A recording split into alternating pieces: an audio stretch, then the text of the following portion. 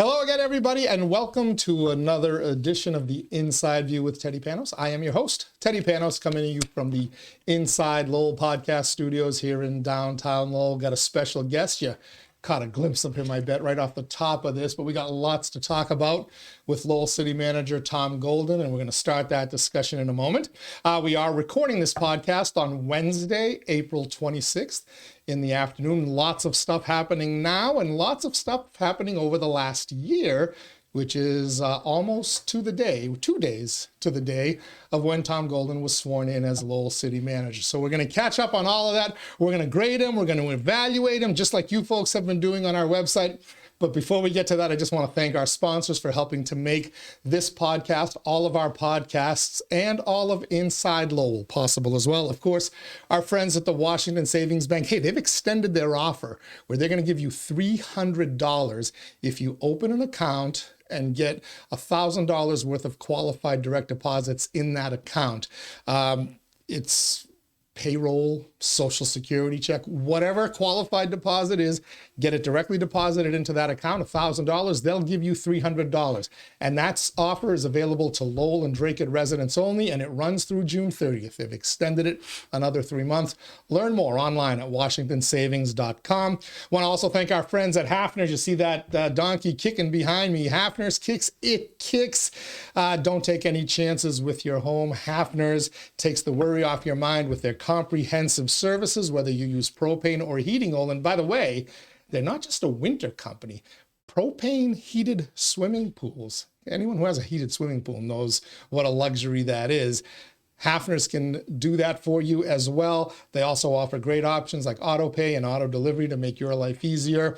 Call 866-IT-KICKS to learn more. That's 866-IT-KICKS, or visit hafners.com. And last but certainly not least, let's hear it for our friends at Reverie 73, just voted the number 4 cannabis dispensary in Massachusetts by Boston.com. That's an even more impressive feat when you figure they've only been in business for 1 year. They're just a baby in that industry, and they are the only standalone, the only single shop. The top 3 have multiple locations. Reverie 73 has just 1 location right now.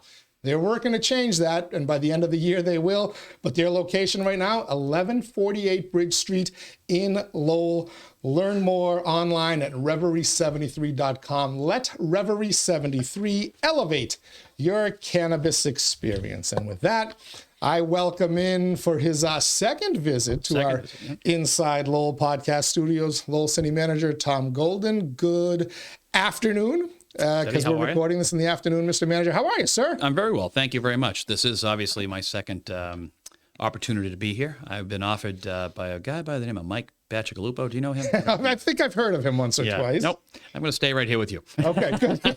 Stay away with beers from Batch. Stay away from the dating show as well. Show, if you are you smart. keep saying, come in, you got to come in. No. And don't do the power hour either. The power hour, I was watching that the other day. Yeah. Do chamber chat with Danielle, though.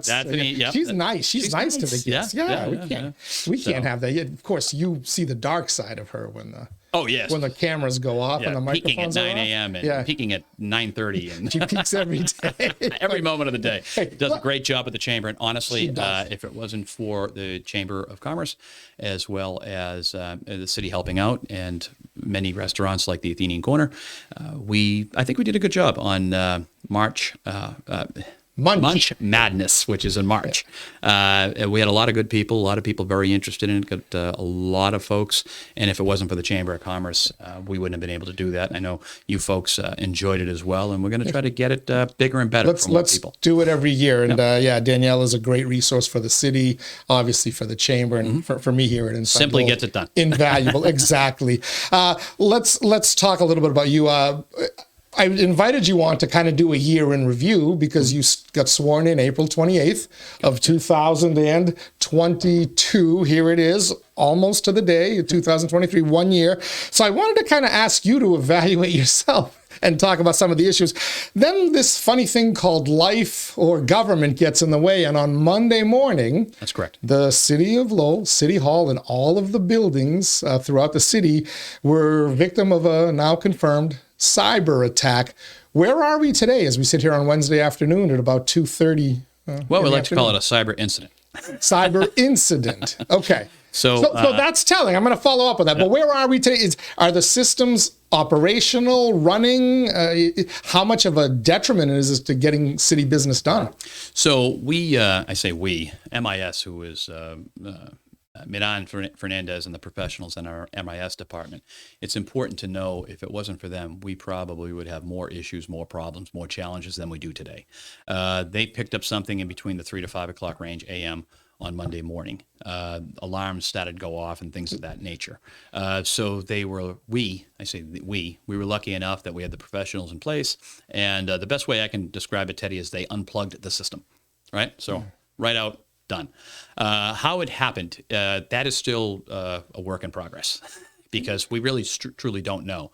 But anyone, and I want to be clear, anybody that has a background in computers is I'm trying to just really understand it. So what we did is when we unplugged from the internet and everything else, once we got the warning signs that we do have, and we've all complained about them that work for the city, that's a thing called Barracuda. How it would have happened is anyone's guess right now, but the best guesstimate would be it came in through somebody hitting something on an email, a download, or something that came in as an update. But that's right now. That's where we are right now. And that's an important distinction. I just want to pause there for a minute because I said cyber attack and you said cyber incident. So that's correct. An attack might indicate that somebody specifically said, let's see if we can get at the city of Lowell software. Let's get their info, steal whatever data they have, potentially money, or do some kind of ransom, which has been done to many private companies. And I believe some cities have been victim to that as well. So to your knowledge, nothing like that has happened. You haven't gotten a ransom note. Nothing has been stolen, deleted, or whatever. As of right now, as of today, we have cornered off, frozen the system. And what they'll do now is they'll go back to rebuilding it. In a very, once again, if somebody has an expertise in this, they're going to, I'm trying to break it down into the knowledge that I understand.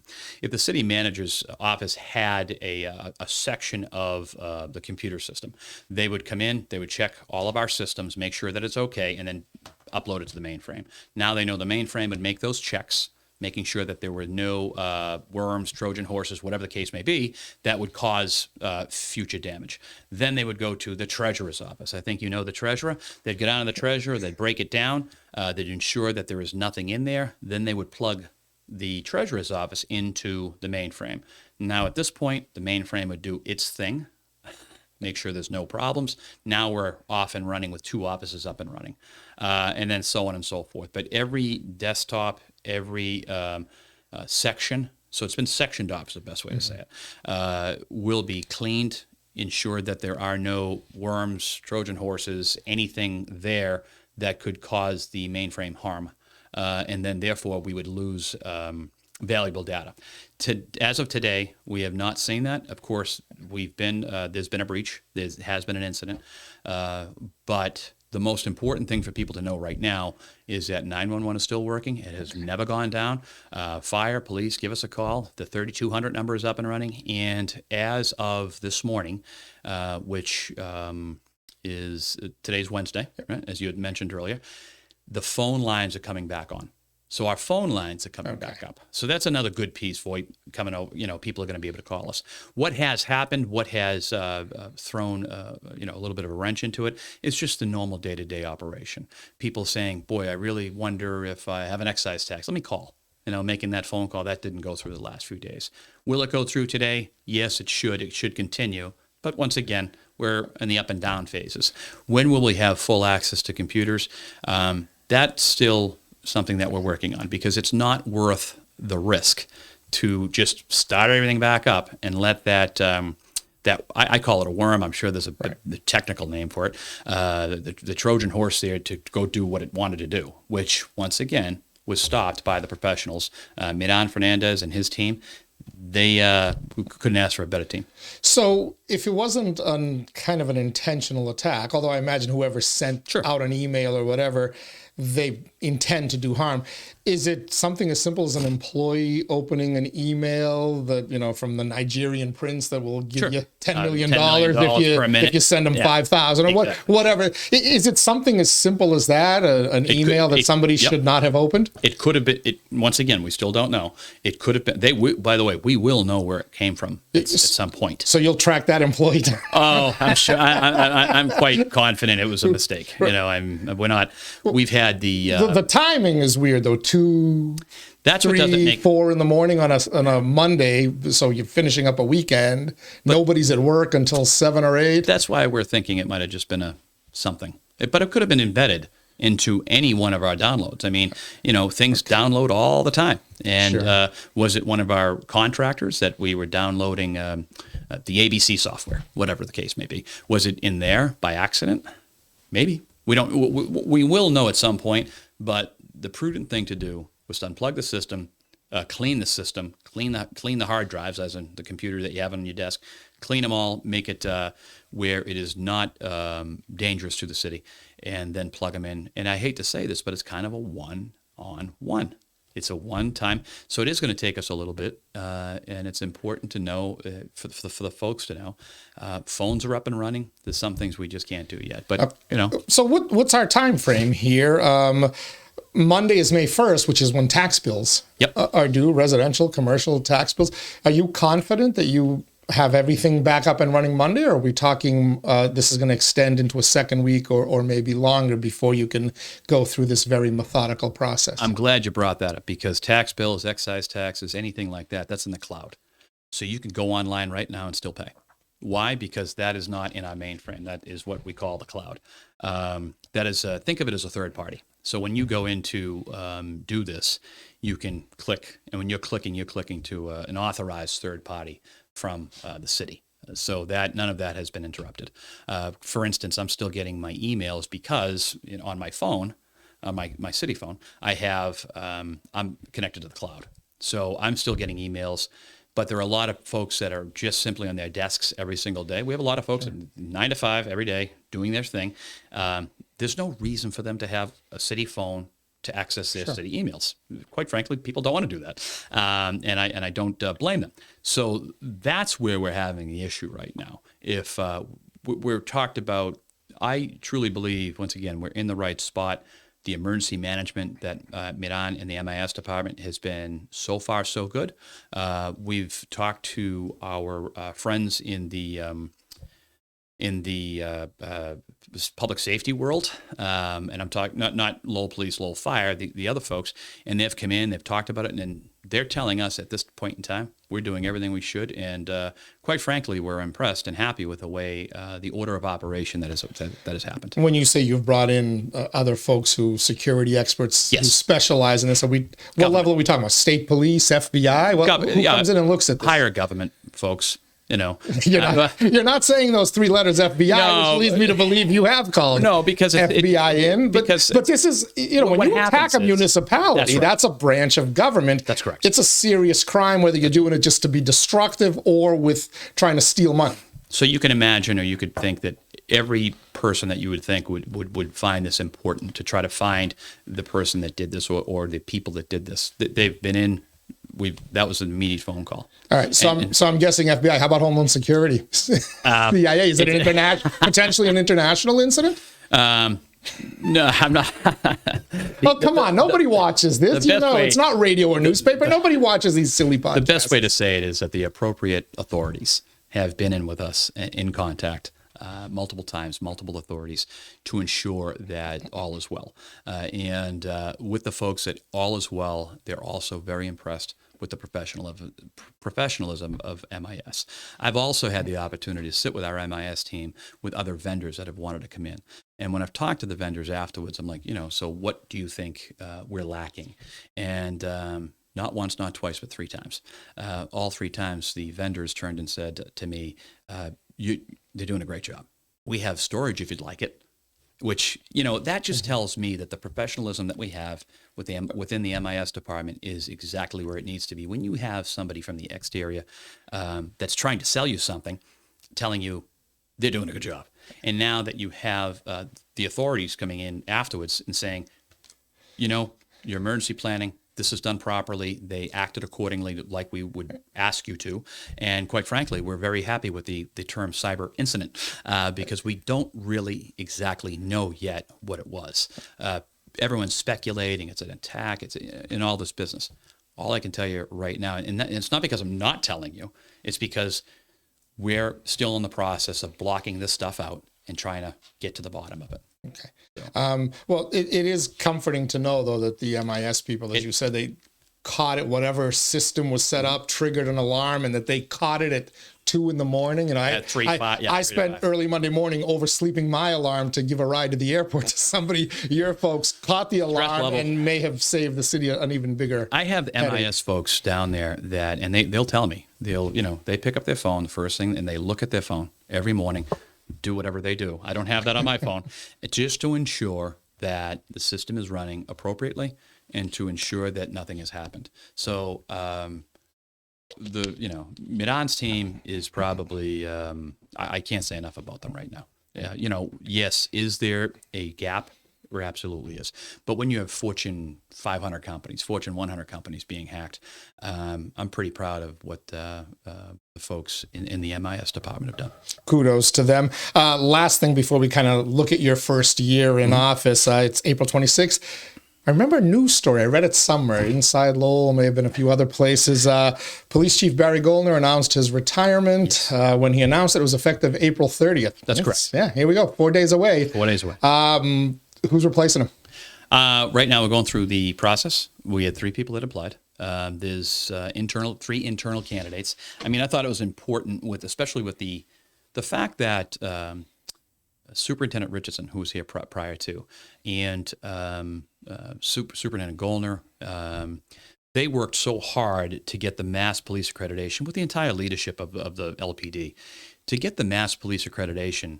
And in order for that to happen, that's hard. That's difficult. And I think that system worked, and I believe that we have the ability to look for somebody inside.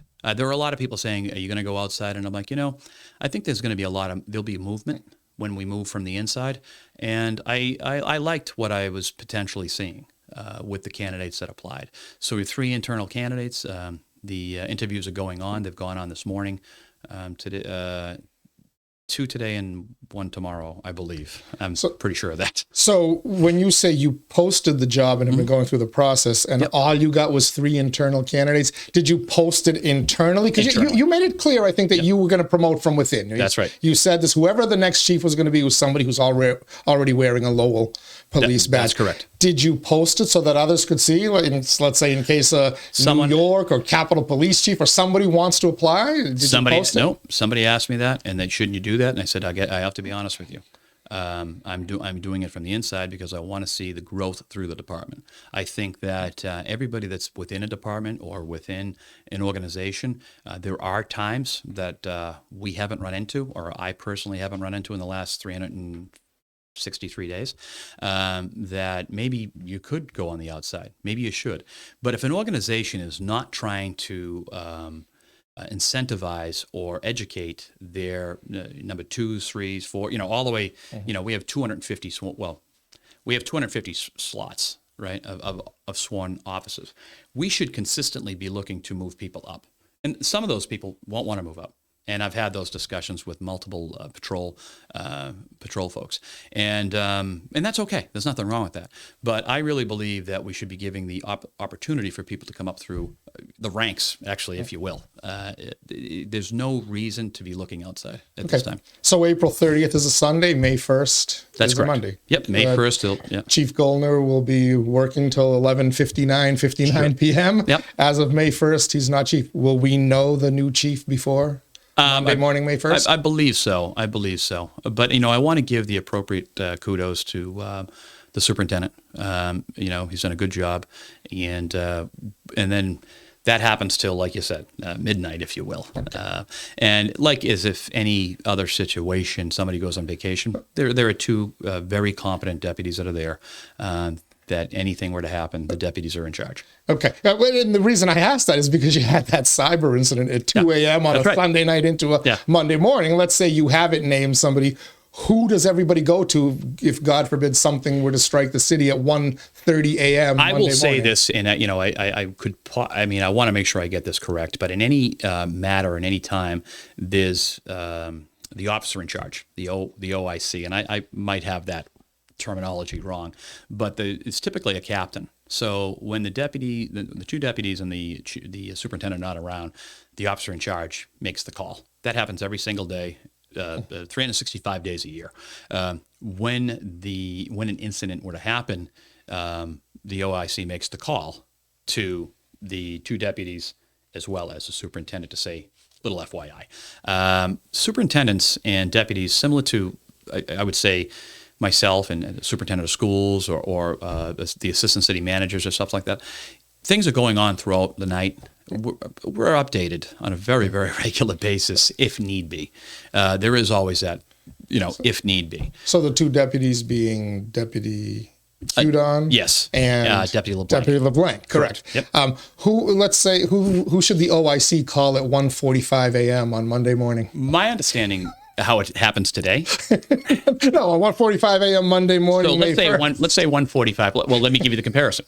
Tonight, 1:45 a.m. I believe that all three, the superintendent and the two deputies would get a call, an email, a text, however they work that.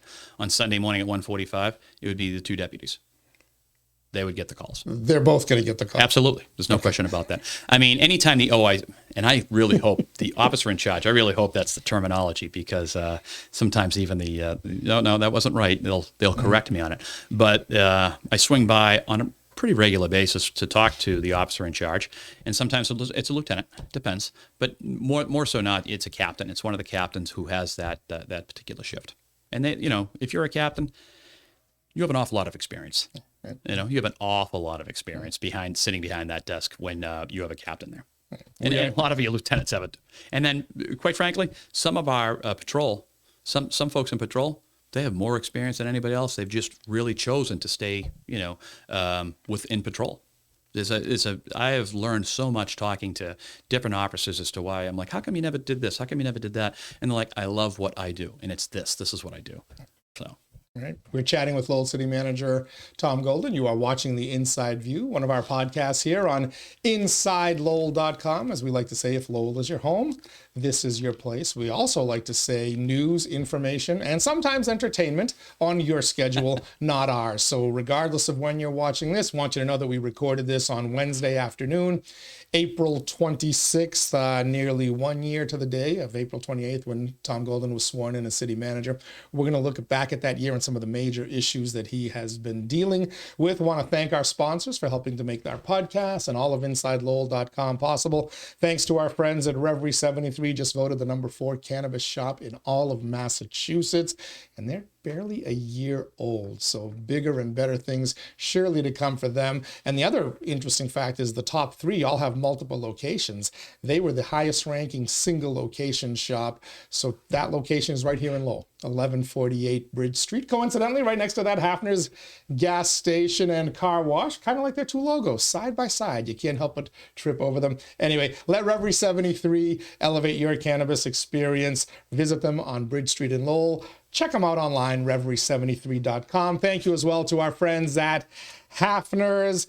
They've got it all. We talked about their home heating services. They talked about how they'll heat your swimming pool so you can have nice lukewarm water, which I've actually had the benefit of. I'm kind of a wussy like that. So trust me, heated pool, the best. But Hafner's gas stations, Hafner car washes, they got a car wash plan that can fit your budget, fit your vehicle. Check them out. You want your car looking good on these summer months for those trips to the beach, the mountains, the lakes, or wherever it is you're going. Call 866-KICKS to learn more or visit hafners.com. And last but certainly not least, thanks to our friends at Washington Savings Bank. They've got so many great commercial, some personal services. They are a community bank in every sense of the word. They know their community. They know their customers. Check them out online at washingtonsavings.com. They have an account. They have a service. tailor-made for you. And they'll also got a special offer for Lowland Draycott residents, willing to give you $300 simply for getting some money deposited into a brand new account you open. WashingtonSavings.com to learn more. We turn back to City Manager Tom Goldner, who has been the subject of our Inside Lowell poll question this week, which reads, with his first year as city manager almost complete, what grade would you give Tom Goldner? I hope this isn't embarrassing yet. It's going to be embarrassing because I suspect ballot box stuffing, to be honest with you. But a stunning 82.33% of the people gave you an A. I gave them A, B, C, D, or F. Now, we should note that 5.22% of the people gave you an F. Those are the jerks out there. Well, I found... I probably know all of them. I'm going to count on one of it as my family, so don't worry about it. In all honesty, I gave you a B because I think it's too early in your term, and there's still enough issues in the city to give you an A. I'm hoping I can give you an A in year 2 or year 3, but... again, these are unscientific polls, but I have to tell you, that's an interesting number to me. Yeah, I unless agree. it's all Golden family votes, which I will track down. Once the IT experts are done at City Hall, I'm bringing them over here. I'll tell you what, the IT experts would find out they're probably BCDs, but especially if it's from the family. But no, in all honesty and seriously, that's very nice. But I would like to see where we are in year 3, 4, 5. To be honest with you, that is excellent because I do believe that the one thing that I've gotten folks to talk about is that, yes, I am trying to do things differently. You know this, Teddy. I not only have experience of 28 years in the legislature, but I owned a small business myself. I'm more of trying to check the corners, trying to check, I try to tell my children all the time, right? But then again, kids leave stuff in the middle of the room. I tried to impart some assistance and some help, but listen. I think that's the key. Like, I will pull over to talk to anybody that is out there doing something for the city. And I think that's vitally important to say, hey, what is going on? What do you need? What could be better? And it's not to usurp or go around the leadership structure. It's really just to hear it from somebody that might say, and I'll use a cutting lawns as an example. We have a 42-inch deck mower. Boy, if we had this, it would be really that much better. Okay, then why don't we have that? So I'm trying to figure out, and I know that there are some concerns when we're looking at budgets, and I will tell you, I had asked all of the department heads to put in a capital piece, and the capital piece, not to be a wish list, but not to be afraid to ask and tell me why, okay? And that pushed us over. I want people to be very, very clear on this. We are not out of balance, okay? But with that $20+ million ask of things, that's okay, because now I start to understand where we are. Now it's my job to come back and say no. It's my job to say, okay, you can have this, but not that. If someone were to say to me they wanted something that you pulled behind a particular vehicle, and I said, oh, you can't have that, but you can have what you're pulling behind the vehicle. I would expect, and they would. Well, we can't because we need the vehicle to pull, the cart and the horse, if you would. So after 1 year, I would like to say that I'm getting more comfortable of where the deficiencies are and where they continue to be. And there's a whole bunch of deficiencies. My youngest daughter told me that her and her friends were personally responsible for 8 of the Fs. So I told her I highly doubt that. But what did you give yourself? Did you vote in the poll? I have not voted yet. You have not voted? No. What would you give yourself? How would you evaluate the job you've done? Because I'm sure you had certain expectations of what year 1 would be like. People are going to get sick of this. It's a work in progress. No, because I'm very happy with some things. I'm very happy, and then I'm frustrated by others. But the job itself, and people will say this, quite frankly, it starts early, and this is not a complaint. This is not I knew this was going to be challenging. I knew it was. Every manager that I've spoken to, and they're all managers that worked in Lowell and managers that work in towns, it's a challenging position. The day starts early. I usually start reading early. I try to hit the gym, and that's I try. It doesn't always happen. It actually looks like it's working, because when Channel 4 was here to do their story on the cyber attack, you look good on camera, even though it puts 10 pounds on. You look a lot better than me. Look at our faces, our cheeks on this put it this podcast. Way, it puts 10 pounds back on when you're on camera, right? But no, in all honesty, I try to do that every morning. And at some mornings, I can literally stay at my kitchen table, as I used to, and work from my kitchen. And sometimes it's later than, it depends on the phone calls, depends on the number of emails, depends on what's going on. I'm not afraid to not be in the office, because I'm very confident with what the office is doing. I'm not concerned with being outside like I was this morning for meetings that take me out of the office to get things done. So sometimes I'm there at 8, sometimes I'm in the office at 8:30, but prior to me getting there, I've typically, more than likely, have already read all of the papers, which we could talk about, the list of them. And then I've gone through my emails, and then typically had a meeting, or I head into the office. The interesting part about the job is once you're in the office, that doesn't stop. You know, I'll go back in 30 minutes or 45 minutes, and it just will continue where I left off. Sometimes it goes to 6:30, 7:30, sometimes 8 o'clock at night. You know, council meeting nights are a given usually 10 o'clock, because even if we get out early, there's time afterwards to just compress what was going on and try to figure out where it's going. So if there's anything that the job is, it is busy. I'd give it a 6.5 day a week. Is that what surprised you most, or is there something else that surprised you? Because I know, like everyone who takes the job ends up talking to their predecessors. Everyone will give you free advice to boot. And you've mentioned that you spoke with Manager Donahue, Manager Murphy, Bertie Lynch, anybody you could get information from. And they all, Manager Donahue has been spot on. Manager Lynch, Manager Murphy, Cox. I can go all the way back, because I just keep chasing it. Manager Johnson, that people may not know. Manager Martin, that people may not, because we're going back 20 plus years, right? So is there something that one of those 5-6 people didn't tell you that you like, oh, I didn't realize this? No, they were all pretty straight. Yeah. They all, it's difficult, it's challenging, it's frustrating. Because you're not getting something done, or it's something that you really want to get done. There's a list of things, but all of them they're saying concentrate on what you have been doing, what is working well. After a year, I think we're ready to kind of move and take off. I mean, we have, and I've talked to many different people about this. So, you have that irons in the fire. You hear that term. Well, we have a pretty good fire going, when it comes to economic development and things of that nature. And Giovanni Rose Baez, who's the assistant city manager, has done a fabulous job. We have all these irons that are ready to pop into the fire. We have a lot of excitement in Lowell, but things like an interest rate, building at 9%. If you're doing a good job, it might be 8% for the borrowing costs. That is kind of stopping us. If that wasn't happening, and around the Commonwealth this is happening, right? But if we just could push it down 1% or 2%, not we, but the feds, I really truly believe we'd have 5 or 6 things going on in economic development.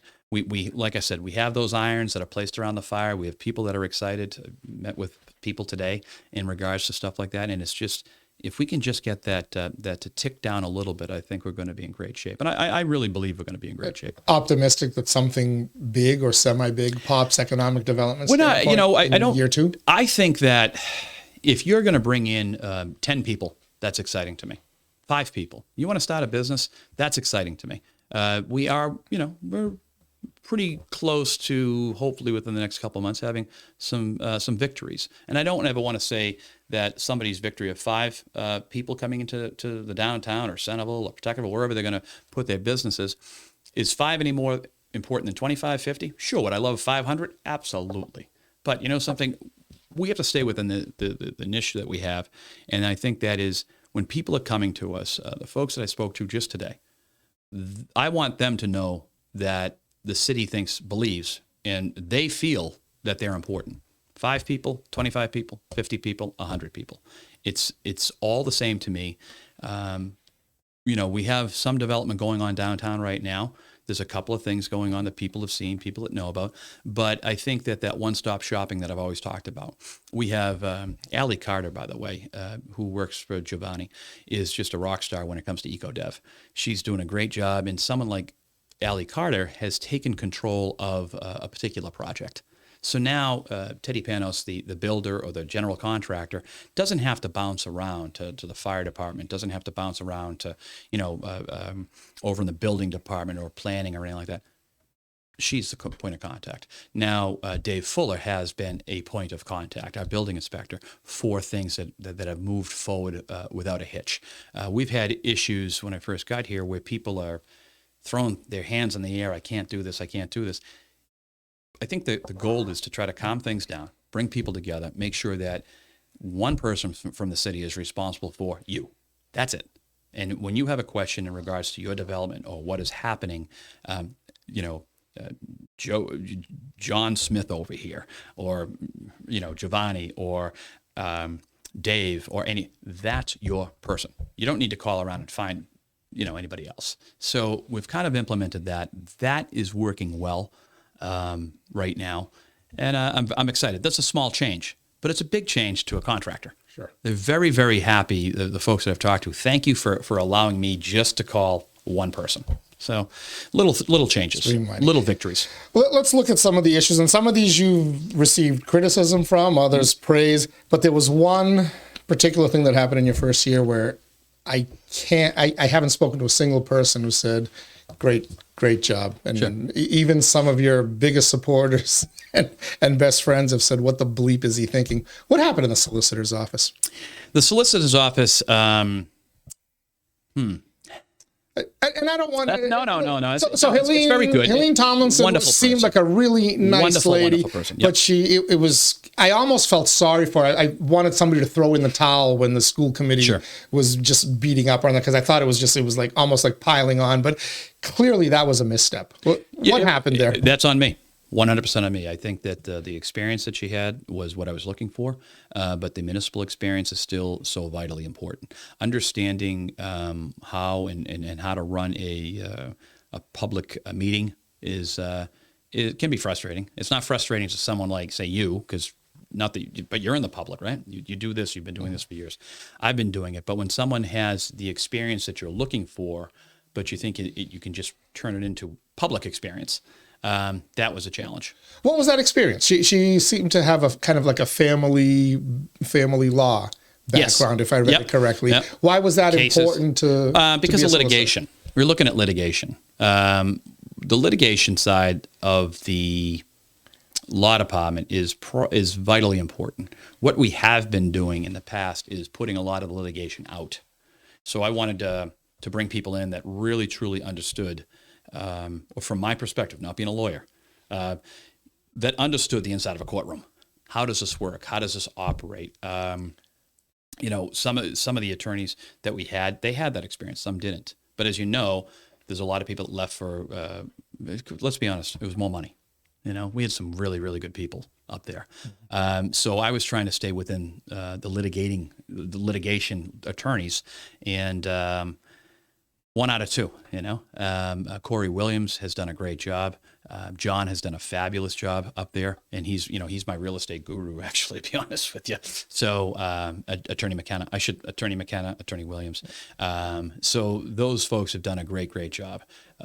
So with the two that we had brought in, Attorney Tomlinson, the public wasn't for her, I guess. Were you hoping that she would be able to kind of grow in the job yes, on the 100%. Municipal side of yes. it, while also being a benefit on, because you're not going to discuss the cases that are already in the pipeline, and I can't. I understand there must be a ton of them, so yep. know what you needed there, and that's the most plausible explanation I've heard for why you would hire somebody without any municipal experience. But you're not going to do that again, are you? Though no, it's also difficult too. I mean, we are in the process of looking to see how we need to change. We need to change. Some of our starting attorneys' pay. This gets around pay. Other communities are paying a lot more than we are. for municipal experience. So if we're not willing to do that, which we are in the process of putting something together for the council to make that happen. So that's something that is going to be yet another challenge. When you're talking about certified people who have a degree in, say, law, a degree in engineering, an HVAC employee, a plumber, a master plumber, an electrician, a master electrician, we haven't kept up with one of our number one competitors, which would be UMass Lowell. We need to keep up to that. And people can complain and say, that's not right, that's not that. But when you have somebody with the skill set that you need, i.e. attorneys or engineers, you can name whichever one you want, and they're being paid percentagely in the double digits, I would say upwards of 20% more in some aspects, maybe even a tad higher, to work down the street. That's what people are going to do. Because it's the same, government. So the mistake that I would say that I made, thinking that litigation experience would automatically get you into, that's okay, it's municipal experience. And that it could translate. It just didn't translate. It did in this case. Yeah. So the very first column I wrote, it was when InsideLowell went live on October 24th. I actually gave you some free advice. I would say pay whatever it takes to get Jim Holloway from the school department, or look at potentially contracting out, getting an outside firm, which some towns do with that model. Is that in play? Is some combination in play? Because you've got a lot of openings there, and if you're going to have to raise the salaries of 4 or 5 people, might it not be cheaper to just kind of contract some of these services out and at least save on the health and retirement benefits? The outside firms have been contracted for quite some time. That has been happening pretty much all along since I've been there, even before. We've had plenty of outside firms with expertise in certain areas that I really, to be honest, can't get into. However, with that being said, the city runs by the speed of the law department. So practically, I want to say almost everything runs by the speed of the law department. So we're still going to need experienced people up in the law department, whether they be experienced lawyers with just pick contracts, for instance. If you could imagine how many contracts that the city does. We just started to implement a contract, which hadn't been done previously, which doesn't sound like a big deal, someone listening right now. Instead of a yearly contract, we can go up to 3. Let's get up to a 3-year contract. When we're talking about horizontal construction, we're talking about our roadway projects, when we're talking about all of that, let's keep Panos paving, right, on for 3 years. Obviously funding, the funding is necessary to be there, but that's always inside the contract. What we have been doing, apparently to me, is we've been doing it a year at a time, which I don't see where that's necessary. Okay. So so some of the small changes that people are not going to really notice, I'm trying to take some of the and this is going to take quite some time, to take some of our contracts that we can go to 3 years. I want them all to be 3-year contracts. That way we take some of the stress off of what I would say, and I don't say this in a bad way. We have a law department. We have people that are giving their heart and soul up there. They really, truly are. They're working hard. They may not be lawyers, but they have that staff up there is a support staff. We're not losing the support staff. They're there. They know what they're doing. So, but if I can keep them, and I'm picking line striping just because I am, if they can look at that only once every 3 years, and let me and let the CFO figure out if we can fund it, let's do it that way.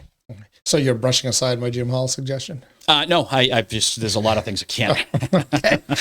Corey Williams, who you mentioned, doing a great job. And a lot of observers have said he should have just appointed him from the get-go. Sure. And he does have a lot of experience. Yes, he does. He's doing the job on an interim basis. That's correct. Is he under consideration for the? He would be. For the full-time gig? Yep, he would be as well as others. All right. How soon do you anticipate making that decision, just to put it behind you? No, I don't ever really think about putting stuff behind me. I want to make sure it's the right decision, because when you make a decision that, once again, the solicitor that we had was wonderful, absolutely wonderful person, and it just that didn't. I want to make sure that this is the correct way to go. I will continue to say, I make a lot of calls. I say, I said, I make a lot of calls on a daily basis. And sometimes, sometimes it goes right and sometimes it doesn't. But you got to own every single one of them. And that's just the way it goes. All right. Switching gears, the two issues that kind of dominated the rest of the discussion through the year, homelessness and ARPA. And I have a sneaking suspicion that it is not unrelated.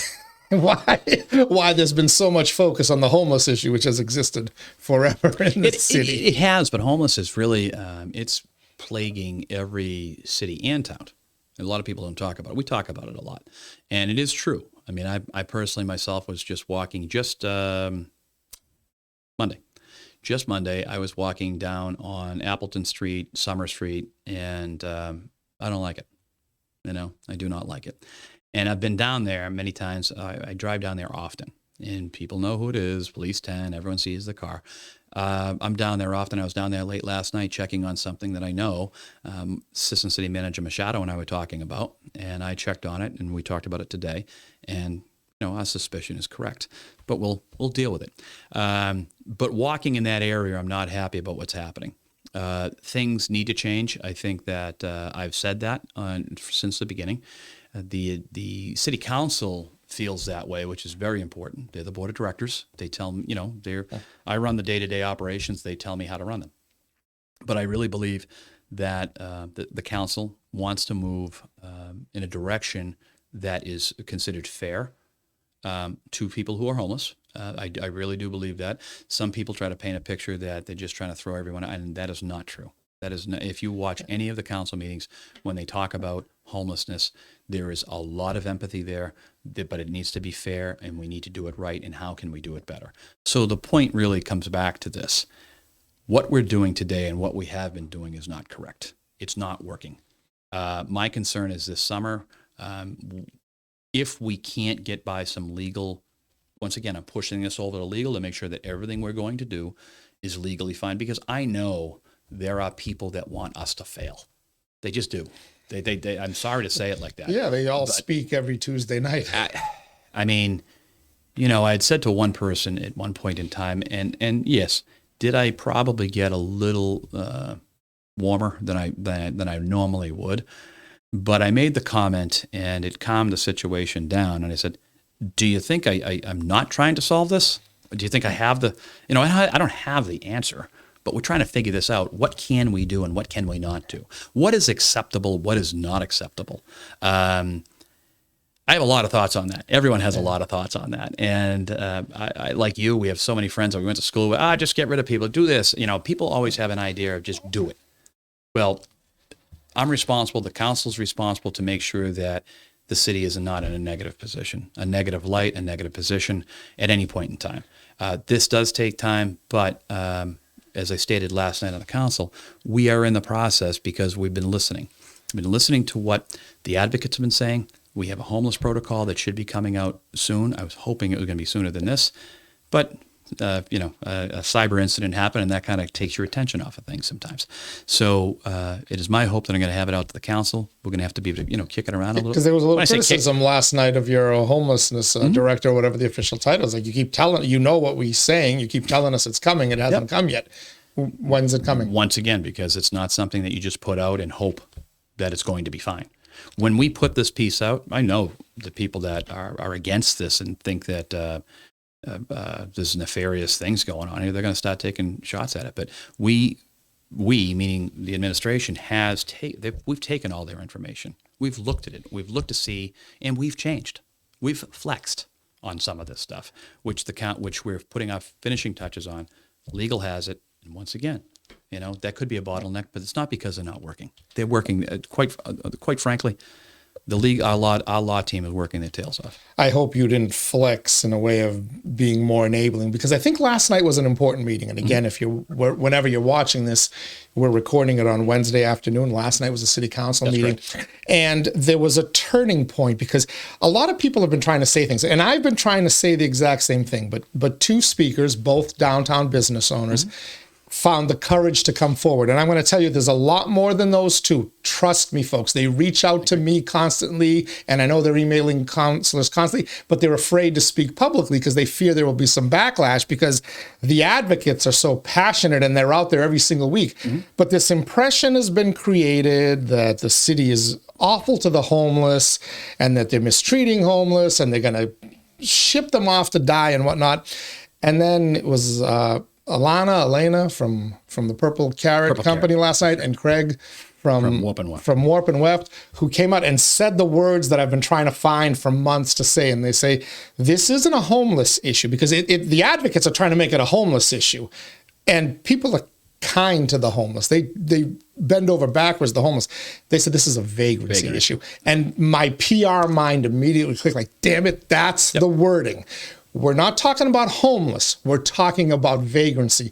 And they're two completely separate things, and they have to be treated separately. Quite frankly, the vagrancy issue, they need to be uncomfortable. Because once they're comfortable on your streets, then they drag your entire city down. And trust me, they will go somewhere else. These people are survivors. They can live in a tent all through the winter. They're survivors. They'll find a way to survive. And maybe, I don't know, maybe if you want to say it as the manager, knock yourself out, but I'll say it as the host. Good, go survive somewhere else, because you're not welcomed in Lowell anymore. You want services? We'll help you. That's right. But we're not going to let you just have a free-for-all here, shoot up, do whatever you want, commit crime, defecate on sidewalks, harass people.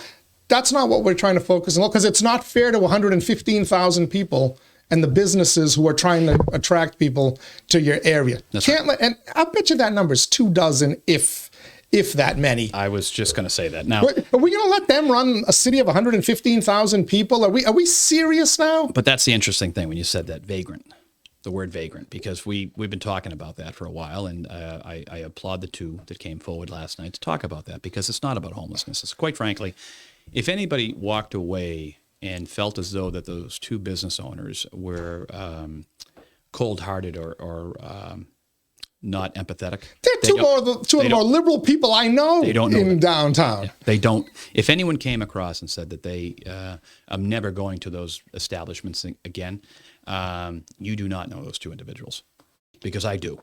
And those two individuals are extremely empathetic and extremely helpful. But the word vagrant has been, we've used it, stuck with me. If you and I were downtown doing the same thing, coming out of a bar in the middle of the night, or, not middle of the night, I shouldn't say, 1 o'clock, 2 o'clock in the morning, you'd be arrested, right? Now, there is a piece with homelessness, because we do have to work with folks. Now, you and I get arrested because of indecent exposure or, going to the bathroom, stuff like that. You get over there and you have an attorney and you get out of, you get out of it, right? At some point in time, hopefully. Nobody's going to jail because they get arrested for, defecating on a sidewalk. Let's not kid anybody here. Well, you might go to jail that night, though. Yeah. So there is this term that we have been looking at, and you're right, vagrant was brought up last night. There's a difference between being homeless and there's a difference between being vagrant. You're absolutely correct. And that has been something that we've discussed. We have to, whatever we're doing here, and I do this a lot, and hopefully, they can see, everyone can see it. No, but we're here. That's not working. How do we get here? And I can go into what development services has been doing. We're trying to raise the bar. We're trying to bring the bar up. What Craig has described to me in the past in regards to people laying on his stoop, did we not see it? Or did we see it and not care? I see it. No. I've talked to him about it. I'm fortunate they're not doing it at my father's business, but it's only a matter of time. And, but I mean, that's an important thing. Did you see it, or did you see it and not care? And that's, both of them are problems. So we have to kind of ensure. I really do believe in the next couple of weeks, because I'm going to give this cyber incident, I have to give it its due attention. But with the protocols that are going to come out for homelessness, I am going to hope that the organizations that have come forward see that I did flex, or I flexed, and I'm going to ask the councils to flex. And it's not everything what everybody wants. But, there were a couple of good ideas in there. We took them. We've run with them. We're going to figure that out. Now, should people be doing that? No, I don't believe they should be. So, you got to remember, I'm trying to do something without getting ourselves jammed up. And that's my responsibility. My responsibility as well as law's responsibility. What's going on the streets, and there, as you know, there's 20 people, 24 people on, and I'm saying 8 streets. And I'm just saying that someone's going to say, there's 10 streets, there's 30. There are a small amount of people, most of these people who are homeless, they're just trying to do the right thing. But there's a handful of them that are aggressive or they don't care.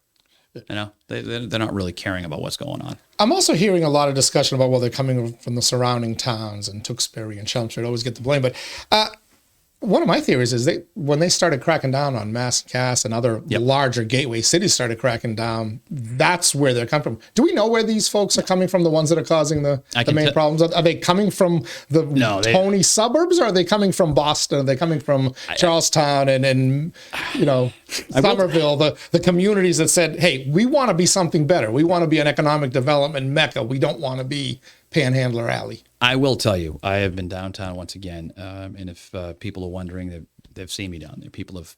It's pretty evident when you drive the car that I drive when I'm down there, and that's fine. I like it. It's okay. But I can tell you that personally, I've seen 2 folks get off a bus that had no idea where they were and where they were coming from, and they're just kind of dropped on Middlesex Street. There is no question about it that people do ship or send, or however you want to say it. It could be wrong. It could be send homeless to the city. That's, ignoring your responsibility while saying other things wherever you say it, and the city of Lowell has consistently done the work for homeless. And I really, truly believe that. We have a lot of great organizations that day in and day out help. But at the same time, there are this vagrant issue that you're discussing that's not acceptable. Will you have enough beds? We hear a lot of talk about the winter protocols ended because we got nice weather and we're losing certain hotels and this and that. And CTI has been working and these other organizations have been working. Will you have enough roofs over heads for the people who legitimately need somewhere to sleep at night, have some safety, some security, but are willing to play by certain rules, which involve no crime, no drug use, no whatever? You just brought because again, that's the vagrant versus homeless issue that the advocates do not want to address. Right. But that's a serious distinction because there is not a home in America, your home, my home, a residential home, a treatment home, a recovery home, whatever, where it is okay to bring drugs in. You are automatically out. That's right. The moment you bring drugs into that place, because it jeopardizes everybody else. And it's not fair to everybody else. And that's when you challenge us. And I'll tell you do you have enough beds? No. Nope. No. Because of winter protocol going down. During the winter, yes, we had enough beds. Today, no. What are we working towards? There are other things that we're working on right now that could do that. I know that many of the councils have talked about it. We've talked about it. When I talk about development, we are discussing about, once again, I'm using these numbers, a 24, 30 unit building with wraparound services on the first floor. We have done that in certain sections of the city. One of the challenges that was just brought to my attention, we can't fill it. Not that we can't fill it with occupants, we can't get employees. Now, not we, the city, we, our partner, and I do really believe that our partners are doing everything they can. Now, they came to me with an issue, with a challenge, with a problem. Well, we have a solution, and we're working through that solution. There is nothing wrong. As I stated earlier, I'd asked all the department heads to give me your wish list. Tell me what you need. I'll tell you what I can and can't do.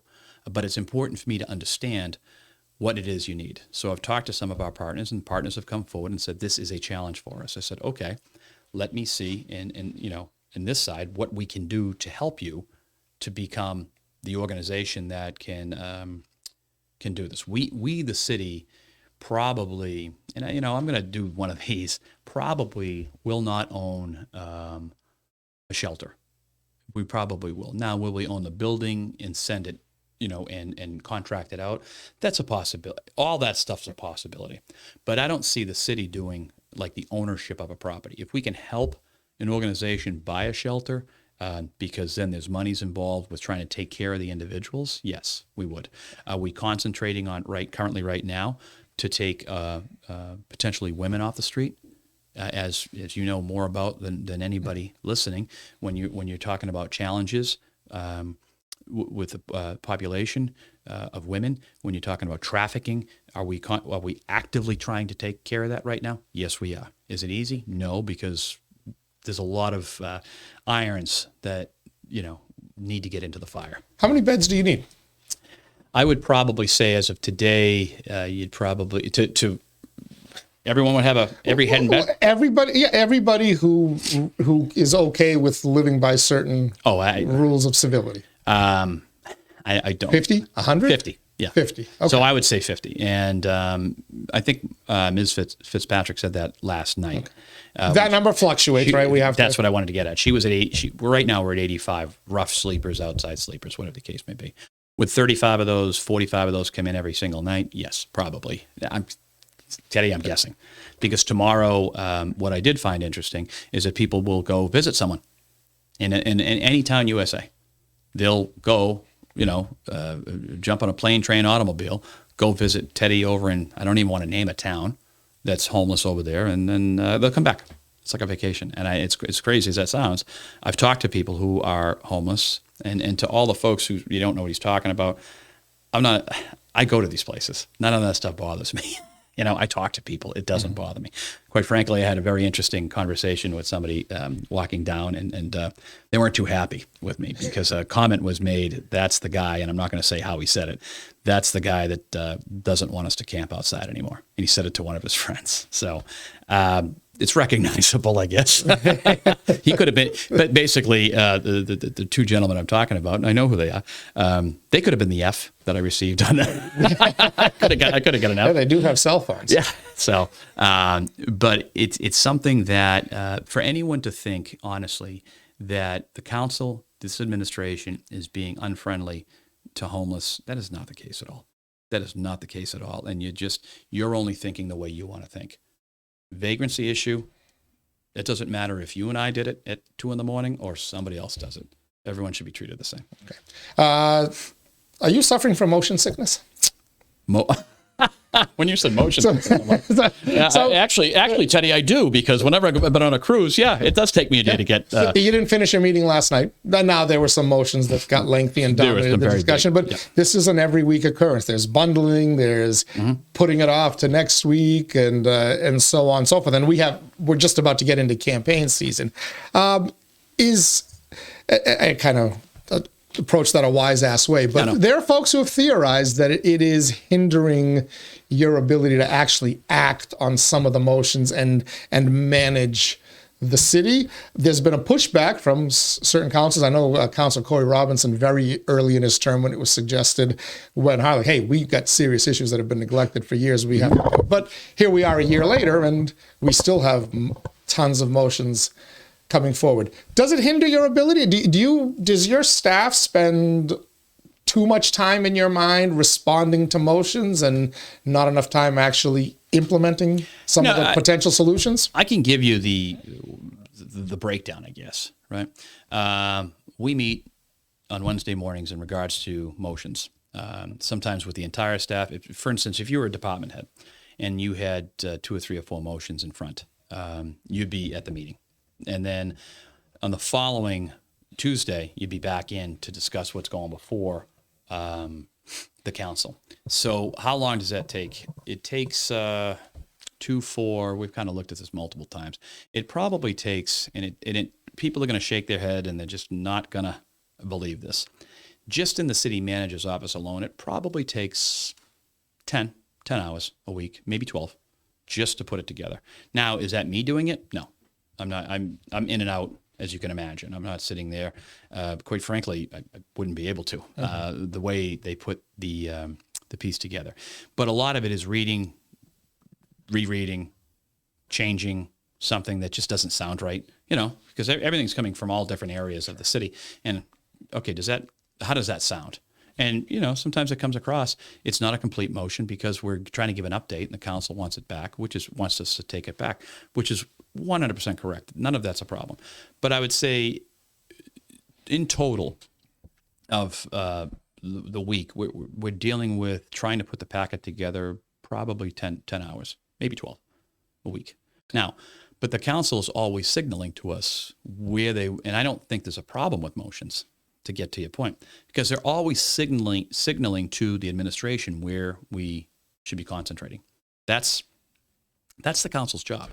And with district councilors, you know, I would argue, and I was on a ball field just the other night, and something was amiss. Something didn't work. I mean, we've spent more money on ball fields than I think anybody else ever has, with laser grading and things of that nature. Well, so a group of people weren't happy. And I went over and not sat down, we were standing there. And I said, guys, this is, you know, let's take the victory lap. We're spending this money. This is going to be done.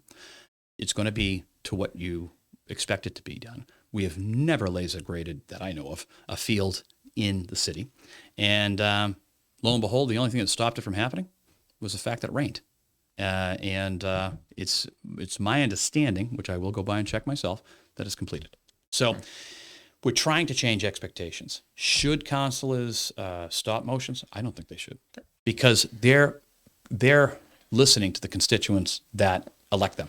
So you, as the guy who, and your staff who have to respond to these motions, are not sitting behind the scenes cursing the work that's being piled on? Because it's coming to us in a time manner. I mean, we probably do a lot off air, if you would, from Tuesday night, when councilors will call in, there's a problem, there's an issue, can we, you know, rectify it? The bottleneck would really be over within the departments. The departments are looking at, you know, you have so many departments and somebody has 25 issues, 25 motions, I should say. Well, they can get to one at a time. It's really, is there 3 there or 5 or 25? What's the difference? It's just going to be the waiting time to get there. And quite frankly, they probably need to get there anyways. You know, it needs to be brought to the attention of the commissioner, because I'll take Commissioner St. Cyr, for instance. I've never seen anyone work so much. And how do I know? Because when I drive by, he's there. So he's doing a lot of work. But motion, the bigger motions are sometimes the longer, like solve homeless. You know, we have probably 8 motions of different ways to solve homelessness, maybe 9. Those will all be at some point in time bundled. And when I say bundled, brought together, this is our answer. Let's get moving. You know, let's get moving in this direction. And believe me, if I could solve that problem, I would, you know, probably you could go around the country with the secret solution. Okay, so no Dramamine needed for the manager. Now, that was funny when you said motion sickness. I'm thinking, yeah, I actually do have motion sickness. But now, I kind of figured you'd say that anyway, because those 11 are your bosses, so you're not going to criticize them for giving you too many motions. Well, just if I asked your staff members, if I brought in your department heads, talked about it. Would they give the same answer, especially off the record? I think they would, because we've talked about it. What is happening once again is, from a district level and the citywide level, this is something that their eyes are seeing is not correct. Now, more times than not, the phone call will come from the counselor into myself, but typically Assistant City Manager Machado. Typically it goes to him, and it's all done. It's gone. You know, but that, you got to remember, I come from a very political world, obviously. That is the job of the council, to say, this is, I see something, I want it fixed. Now, some of the motions are I'll say homelessness, to be quite frank with you. Do we need to get better? Yes. Can we solve it? I don't know. You know, I mean, you know. It's been around since the time of Jesus. Well, but not going away. We're just trying to get there. But a lot of ideas come out. And we've had these meetings. I have multiple meetings a week in regards to motions. And we say the same thing. Okay, this is a different way to look at it. This is a new way to look at it. We need to get there. It's the way we run the city, and it's the way, quite frankly, even though as much as I drive around, I have what I see as 11 teammates, right, seeing things differently than I do, and I go check them. People laugh about Sunday morning jazz. But if you see me driving around, pull up, and chances are I'm listening to some jazz, having a coffee, just checking on what the council has been most concerned with. All right. A couple of more things I want to hit on before I let you go, because we have gone over an hour here. Oh, MSBA. Yes. You've got a number of projects where money is coming in to work on some individual schools. And, of course, the granddaddy of them all, the high school construction project. Yep. how happy are you with the progress on the high school after, you kind of came in the midst of realizing we were already $38 million over budget on that school? Has the MSBA given you any indication they're going to help pick up the tab on that? I know it's been discussed. MSBA would do it tomorrow if they could. They can't. The legislature needs to allow them to do it. So, and I know that... Is that a realistic possibility? It seems so commonsensical. I don't know why it hasn't been done yet. It very well could be. It could be. I don't want to speak. I mean, even though I worked in the legislature for quite some time. Yeah. You still have friends up there, don't you? I do. And I've told them about the concerns, told them about the problems, told them about the overruns. They understand it. And now, obviously, other communities are experiencing that that overrun and that cost issue.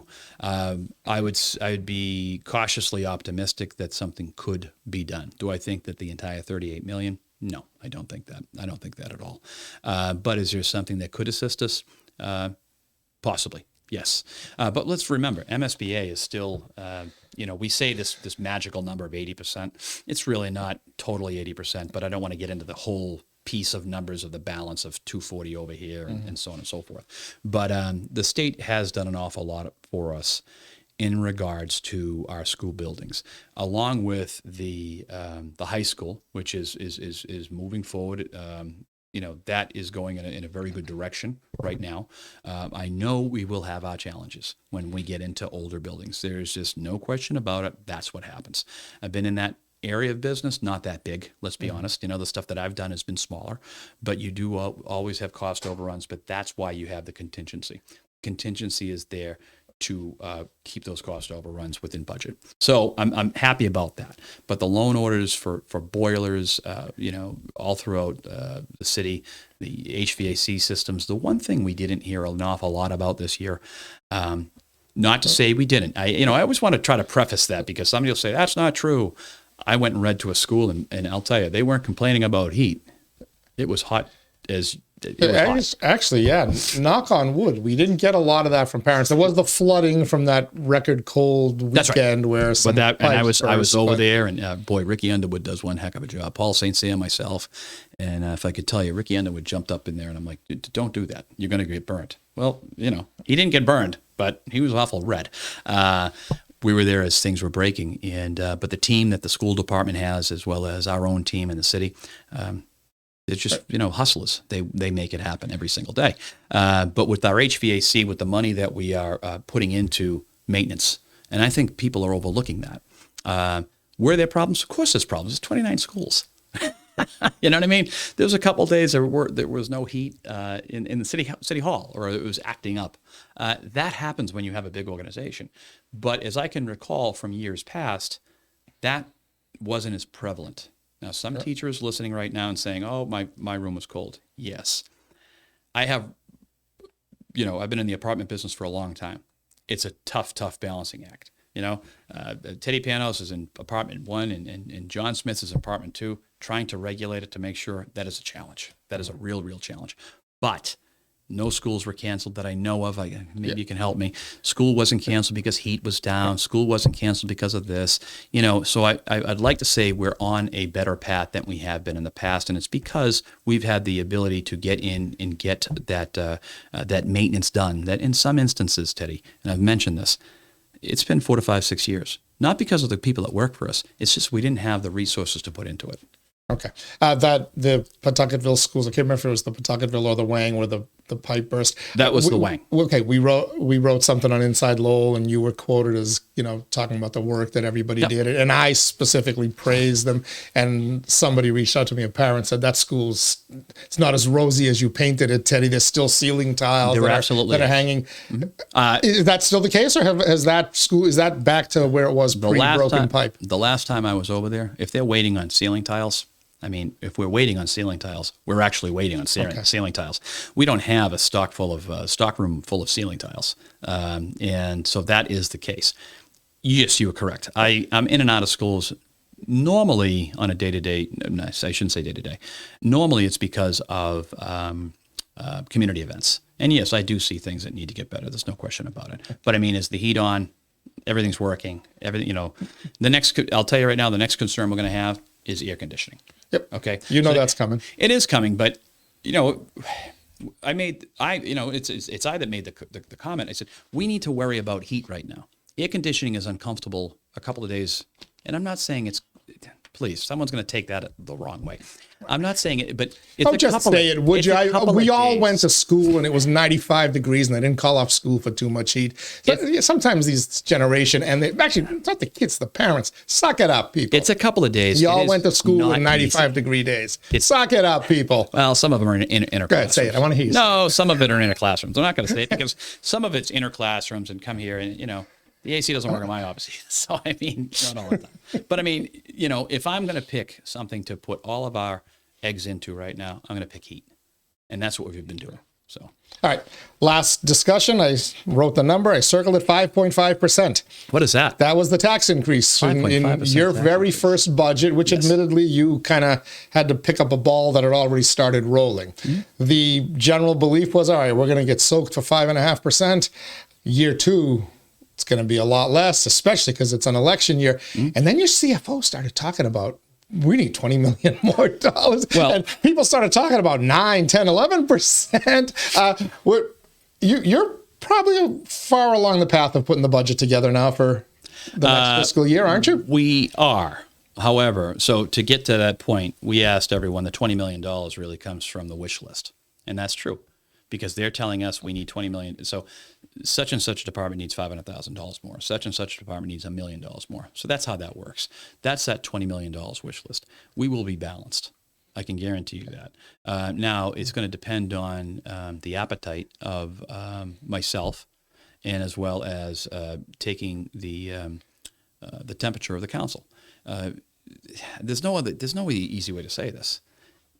And this is nobody's fault. I've made this comment time and time again in the past.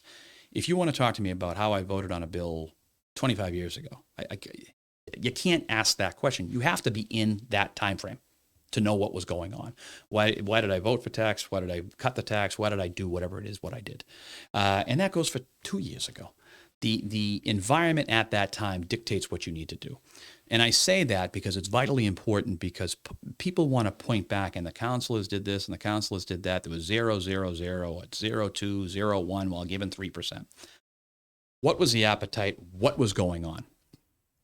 Teddy, I'm not interested. It doesn't matter to me. All I'm trying to say is let's move forward. The 5.5 was difficult. I didn't do that because I've cut more taxes than I've raised them, and people don't want to believe it. Gold looked at 28 years. I guess some friends will disagree. They can absolutely disagree, but if they want to go pick them apart, they can. But I'm not afraid. I'm not concerned to do what I believe is right. Okay, we had 52 people that filed for abatements. 52 people out of the entire city of 26,000 people. The 26,000 households. 52 people filed abatements because people started to understand that, my taxes went up and it's because of 5.5%. There was also a reeval because Teddy's house just sold for $500. My house was at $425. So those valuations happen because the state says it has to happen. And so that I'm just concerned with being balanced. I'm concerned with what we're doing. What are we doing with the money? Exactly what we said. What I had said I would do. DPW, parks, all of that. That money was put towards raises. It's going to continue down the road because I'm still negotiating other raises right now. And people that are looking right now, I haven't had a raise, and they shouldn't get a raise either. When you look at, I would challenge anyone, and feel free to give me a call. I would tell you about this, where we went, and so somebody that has a CDL experience, they could leave the city right now and go make $35 an hour. And I'll tell you right now, the person that's listening right now saying 35, you can make 45. I'm just saying right out of the gate, you can go make $35 an hour. That's one of our challenges. We're not keeping people because some of the salary. No, some of it's equipment. So before, my hope is I have to ask the council in the next 3 weeks. I really wanted to do it in 2, but cyber things and things happen in life. I want to give a 1-year rundown of where we've spent the money, what I think is important, and where we're going to move into the future. I'm not afraid to do it. I think that going from 5.5 to 0% should have never did it. You shouldn't do it. We should have just went 2.5, and complained about it. Sometimes you got to rip the Band-Aid off. I will be responsible for how the money is spent, how it is not spent. If it's spent poorly, that's okay. But I'm not afraid to make those mistakes because I really truly believe I've spent my entire life here in the city of Lowell. In 4 years now, or 4 years and 2 days, I want to be able to turn around and say that not only is our equipment where it needs to be, i.e., we went from $6 million to $10 million on fire, okay? This council did this. These raises that are going through DPW, that are going through the Parks Department and other departments to be named and worked with at a later time, this was this council making this happen. These folks did this. I'm only trying to administer it and make it all happen. When we have the opportunity before the end of this year to encumber new vehicles that have not happened in quite some time, it's this council that has done this. When people are starting to recognize and feel the cleanliness or the difference in the downtown, which I hope people have seen. Now, barring the homeless piece, I look and pay attention to the gutters and things of that nature. I truly believe, and I'm not saying after a Saturday night maybe it's dirtier than it should be. Okay, but on an average basis, the downtown is cleaner. And if you don't think it is, let me know. Let me know. I will tell you, I've noticed it because I spend a ton of time in downtown. And sometimes I'm frustrated sitting behind the garbage truck that stops at every block to empty the garbage barrel. Right. But I know those garbage barrels are getting emptied. So I do have to commend you on that. So what's the number? As you sit here today on April 26th, is the number 2.5? Is the number 3.5? Do you have any idea? I'm not even going to, I was just going to throw a joke at you, but I'm not going to do it because somebody will pick up on it. And I do realize that every now and then when I try to be lighthearted about stuff and, Golden said this, that's still a work in progress as well. And it is a work in progress because I asked to create the problem. Anytime in my life as an investor, real estate, people know that other side that I've had. We always try to create the problem. There's a problem that I wanted to do, and we looked at it. How can we get to yes? How can we make this happen? We will have a balanced budget. It's not going to be a 0%. I think that would be a waste of what we did. I think we need to increase it, but I need to really take the temperature. And I think that the council, once we see in the next couple of weeks what has been done, I think people are going to start to realize, yeah, I don't like it. I don't like it either. I don't particularly care for this either, but I'm trying to change the trajectory of the city, and the way you do that is through finances. The irons to the fire is, as I've talked about, if the interest rate would drop to building right now is 9%. If you have A credit, you might be down to 8%. If we were down at 6%, maybe 5.5% to 6%, we would have cranes in the air right now, and we'd have additional revenue coming in. And so the unknown is the fact that you said the wish list is $20 million. That's right. Yeah, that's right. To fund that wish list, to make everybody's wish come true, to be Santa Claus, is it like a 10%? Oh raise, yeah, that's not please. Okay. That can't happen. So to make it a $10 million wish list, we're talking about half that, 5. Are we back at that 5.5? No. You have to every 1%. Okay, every 1% is approximately $1.7 million. Okay. So $1.7 million, and if you look at the challenges, pension, and I have this written down, the pension assessment's going up $1.2 million. Health insurance is increasing 5.1% out of the GIC. Personnel costs alone, just on a typical cost of living adjustment of 2.5% costs $6 million. So we have to balance that with the increase of taxes as well as the additional revenue that we receive from any excise tax or whatever the case may be. That's why it's kind of difficult to say what it's going to be at this time. We have excise tax coming in. We have the state budget isn't finalized, as we all know. There is an additional amount of money coming in, which the schools needed. Of course, $27 million, I believe. I'm doing that from a back of my head here. And that $27 million does increase our costs from the city side in maintenance of effort, as well as a typical, I think it's 3.2% to keep us up with maintenance of effort. But that's on different numbers. So there are challenges that we have just in the sense of personnel costs, charter schools going up, and that's going to cost us a little bit over $2 million, and then the increased debt service. So that $20 million, it's hard to say 10% because some of that would be on our debt, some of it would be cash. So I really can't. So someone saying that $20 million on $170 million would be, 12%, which is just that's not happening. You did mention that each department head, as they say, around 500,000 more. I need this one. Is there ever a department head? Was there a department head this year that said, you know what, we did such a good job and we got so much last year, we can actually do it for 225,000 less this year? Is anybody ever go in the reverse? Typically, not no because they're not trying. It's typically no because they weren't given the opportunity to move some of the monies forward. Could you do it? Just the cost of fuel has gone up, right? Just the cost of poker, if you say, with just pay increases across the board, personnel, that's going to go up $6 million. So it's kind of hard to say that you could do that, given the size of just your department. Given the look of what our records, our vehicles, some of our vehicles look like, and but I think the proof will definitely be in May when I get the okay from the city council to say this is where we've gone, and I think a little bit. I really wanted to time it right around now, but we're almost there, and I think another 3 weeks of the 1 year in review, which would be 4 weeks later or 3.5 weeks later. I don't think it's that big of a deal, and because it's going to set the stage for where were we, what we did, and where we can go. Anything else you want to add? I think that we've been here for an hour and a half. I don't know. 1 hour, 25 minutes. Oh, yeah. Sorry about that. That's okay. I had to do some live reads too. No, got to pay the bills. You know? I hear you. No, I appreciate the opportunity, and we'll try to make it with Danielle, yes, and those other guys, those other characters. Do chamber chat. Stay away from the others. They're the best. I just no way, not doing it. City Manager Tom Golden, thank you as always for joining us, and Appreciate thank you for tuning in whenever you watch this. Again, we're going to have it online probably by 4:30 today, Wednesday, April 26th. But if you're watching it at a later point, lots to digest there. You can watch it in pieces, as a matter of fact, with a lot of information there. We looked back, we looked ahead, tried to get the manager to give us some info. We'll get it out of him at some point. Anyway, we want to thank you for joining us. Remember, InsideLowell.com. If Lowell is your home, this is your place. Till next time, stay safe, everybody.